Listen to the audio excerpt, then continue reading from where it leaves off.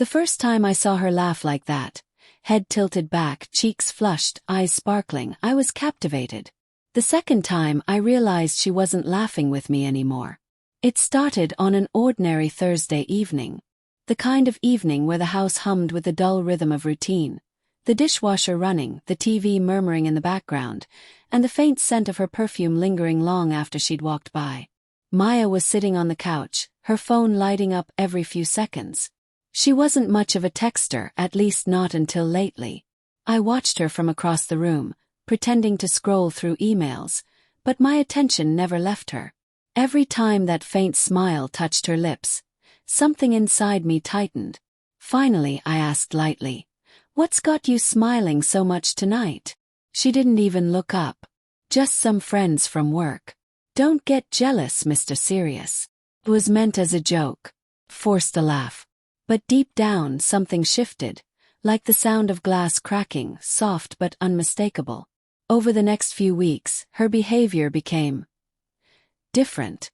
She was distant yet somehow brighter. She'd dress up more before work, linger in front of the mirror, and hum songs I'd never heard her listen to before. And she was always on her phone. I told myself not to be paranoid. We'd been married for 6 years. We had survived job changes, money troubles, even the silent winters when love felt like a cold war between us. But lately, it felt like she'd packed up her heart and moved it somewhere I couldn't reach. One night, when she was in the shower, her phone buzzed on the nightstand. Normally, I wouldn't have touched it. But something in me, the ache of doubt, the echo of her laughter, pushed me over the edge. Picked it up. The message preview was short. "Still thinking about last night, winking face." My chest tightened. My hands went cold. I unlocked the phone, hating myself for doing it, but unable to stop. There it was, a thread of messages with someone named Evan, work. Flirty text. Subtle at first, inside jokes, compliments. "You looked great today" kind of messages. Then less subtle. Pictures of her coffee, her outfits, emojis that meant too much, and one message that killed me quietly. "Wish you were here instead of him." When she came out of the bathroom, wrapped in her towel, humming softly, I was sitting on the edge of the bed with her phone in my hand. Her smile faltered. "What are you doing with my phone?" I didn't shout. I didn't accuse. I just held her gaze and asked, "Who's Evan?" For a split second, her expression flickered. Fear, guilt, surprise, all at once. Then she exhaled sharply. "Oh God, you're really doing this?" "Maya," I said, voice trembling. "Just tell me what's going on."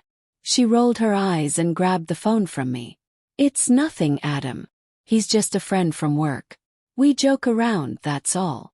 "Wish you were here instead of him" doesn't sound like a joke. "It's harmless flirting," she snapped. "You're blowing it out of proportion. Flirting doesn't mean anything." I stared at her, every word slicing through me. She said it so easily, so confidently, as if it were something I should understand. After a long silence, I smiled. It wasn't the kind of smile that came from amusement. It was hollow, tired, bitter. "Neither does our marriage then," I said quietly. And I walked out of the room before she could reply. The days after that were a blur. She tried to act normal, cooking dinner, asking about my day, even laughing at shows we used to watch together. But it all felt artificial, rehearsed. I'd look at her and wonder how long she'd been half mine, half his. One evening she tried to bridge the gap. "Adam, please. You're being cold. I told you it was harmless." "Harmless," I repeated. "You gave another man the parts of you that used to be mine. Your laughter, your attention, your time. You call that harmless?" She sighed, frustrated. "You make it sound like I cheated." I turned to her, finally meeting her eyes. "Didn't you?" She looked away. "Not physically." That word, physically, hung between us like smoke. So that was her line. Emotional betrayal didn't count, as long as her body hadn't crossed it. But to me it was worse. Because the heart always leaves before the body does. Weeks turned into months. We spoke less, slept apart. Her phone stayed face down, password protected. I stopped asking. Not because I trusted her again, but because I didn't have the strength to keep bleeding over the same wound. Then one day I saw them. I'd left work early, thinking maybe we could talk, maybe salvage something. I drove to her favorite cafe, the one she'd started visiting after work. And there she was, sitting across from him. Evan. He was leaning close, saying something that made her laugh. That same laugh. The one that used to belong to me. They didn't touch. They didn't need to. I could see everything in the way she looked at him. Comfort, warmth, spark. The things that had faded from us long ago. I stood there for a long time, hidden behind the tinted glass of my car, watching my marriage fade like sunlight on water. And then I drove away. That night I packed a bag. She came home late, smelling faintly of coffee and his cologne. "Where are you going?" she asked, eyes wide when she saw the suitcase. "I'm giving you what you want," I said softly. "Freedom." Tears welled in her eyes. "Adam, please. Don't do this. I made a mistake. It didn't mean anything." Paused at the door. "That's the problem, Maya. Nothing means anything to you anymore." Her lips trembled. "I can fix this." I shook my head. "You can't fix something you don't think is broken." And with that I left. It's been a year since that night. I moved to a smaller apartment closer to work. The silence is heavier here, but honest. No pretenses. No lies. Sometimes I still think about her, about us. About how two people who once shared everything could end up strangers.